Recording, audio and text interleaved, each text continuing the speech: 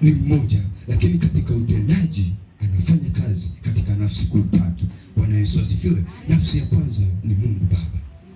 Huyu ndiye chanzo cha mambo yote.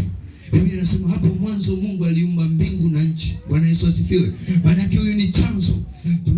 Tunapozungumza kwa habari ya Yesu, Yohana anasema hapo mwanzo kulikuwa na neno, naye neno alikuwa kwa Mungu, naye neno alikuwa Mungu. Tafsiri yake tunavyosoma ya kwamba Mungu akasema, lile neno kusema ni Yesu anatoka ndani ya Mungu, anafanya katika maisha, anafanya uumbaji. Bwana Yesu asifiwe.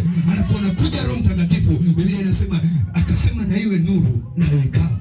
Bwana Yesu asifiwe. Kwa maana yake Yesu kwa mara ya kwanza anajidhihirisha kama neno, lakini anajidhihirisha kama nuru. Bwana Yesu asifiwe. Ndio maana anakuja ulimwenguni anasema mimi ndimi nuru ya ulimwengu. Bwana Yesu asifiwe. Jina la Bwana libarikiwe. Natamani tuelewe, kwa sababu msingi wa kanisa la Kipentekoste, msingi wa wokovu ulionao unatakiwa kubebwa katika msingi wa kujua tuna Mungu Baba, tuna Yesu Kristo, lakini tuna Roho Mtakatifu ambaye Yesu Kristo alikufa kwa ajili yetu, lakini Roho Mtakatifu anaishi ndani yetu kutupa nguvu ya kutenda sawa na mapenzi ya Baba. Ndio. Bwana Yesu asifiwe. Wangapi wananielewa? Wangapi wananielewa asubuhi ya leo? Amen. Chapia Yesu makofi na vigelegele kama unanielewa. Roho Mtakatifu ni Mungu kamili. Bwana Yesu asifiwe sana.